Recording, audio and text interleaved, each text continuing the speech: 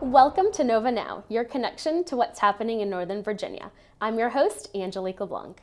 For nearly 40 years, Volunteer Fairfax has been the heart of volunteering in Fairfax County. They match the skills of volunteers to the needs of local nonprofit organizations, helping us build a community through service. Here to tell us about this wonderful organization are Jeannie Sanders and Emily Swenson.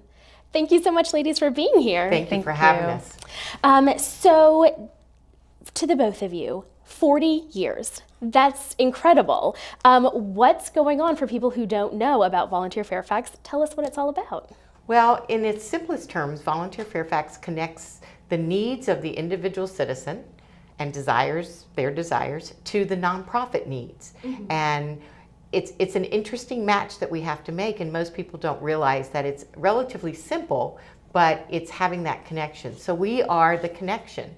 We actually help that happen as easy as possible, mm-hmm. whether it's online, digital, or talking to one of our folks, or coming to a special event that we have.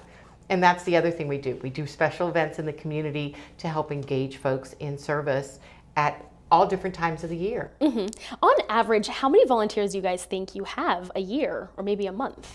Well, it's interesting. Through our direct service programs, so those are the ones we actually can count, we have somewhere between 16 and 18,000 people annually. Wow. But then a lot of people, probably to the tune of about 12,000 a month, mm-hmm. come to our website and get connected. And those are folks we never see again because they become volunteers for mm-hmm. our partner agencies. Okay, so they're just pretty self-sufficient. Yes, so you don't they see go them. right through the system. Yeah, but those are some great numbers. I mean, 16 to 18,000 people, that's awesome. Yeah, we're very proud of it. Jeannie, what are some of the things that people can get involved with?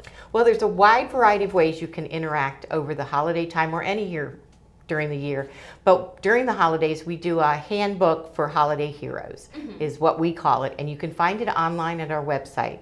And it gives you all kinds of suggestions from nonprofits that have submitted for things, and then also suggestions to do without nonprofits. And I have a list here because there's some of the things are just crazy. Okay. But you can do cards for the elderly. You can visit at nursing homes. Mm-hmm. Grocery gift cards, holiday program phone assistance. You can help some of the agencies with that. Foster care for cats. So if you're an animal lover, there's things you can do there.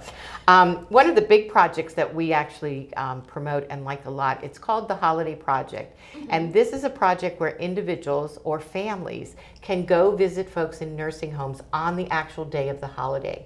Many of these folks don't have families either in mm-hmm. the area or families at all. Yeah. And so having someone come and visit, read them a holiday story, talk to them, bring them some cards, just give them, an hour of your time is really impactful both for your children and for you, and for the individual who is the recipient.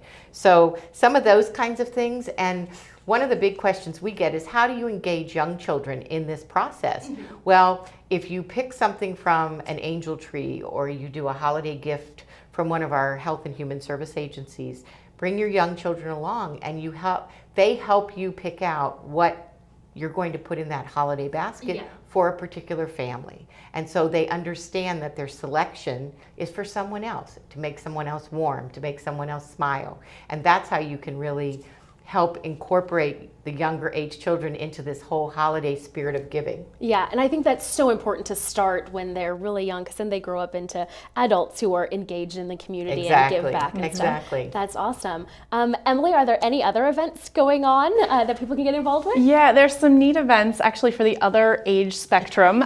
We have a program that is called RSVP, so it's anybody 55 and older, they can get out and engage in volunteering. So if you're interested and you think, your New Year's resolution might be about volunteering, see what it's all about, get engaged, and we'll connect. And then also back to the youth volunteers, but there's a lot of youth who will be off for the holiday season during their break. So you want to keep them involved doing something. Keep them involved. And we have a directory of youth service learning opportunities on our website. So again, someplace where they can check in and see where agencies are needing them. And it's great because it's listed by minimum age and geographic location, and it helps the youth to kind of figure out how and where they want to volunteer and get engaged. Yeah, that sounds like a great resource. It is. It's wonderful. For a wide range of ages and stuff. That's awesome. Well, many kids don't realize that this directory is up all year round.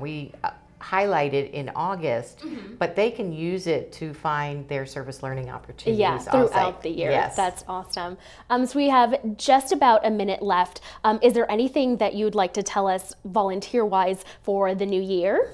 Yes, one of our big events is coming up in January on MLK Day of Service. It's called Give Together, and it's for families of young children, and they come and learn what it is to volunteer, the understanding of it. They make projects that are going to recipients from nonprofits. So it's really the first great way to introduce it to the very young. We also have coming up in the new year, and hopefully we can come back and talk about it, is the World Police and Fire Games. Okay, that's going to be huge. Huge.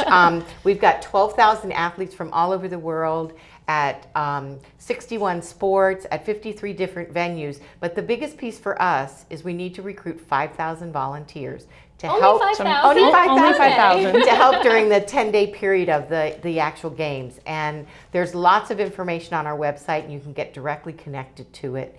But that'll be coming out, and we're really going to start pushing to recruit those individuals. And the games are June 26th to July 5th. So it's an opportunity that happens mid-year, but it's great to sign up now and get engaged. Yeah, that's awesome. Well, we'll definitely put that information up on the website, ladies. Thank you so much for being here. I appreciate it. Thank you. We really appreciate it. For more information about volunteer opportunities here in Northern Virginia, be sure to check out volunteerfairfax.org. Thanks for joining us on NOVA Now.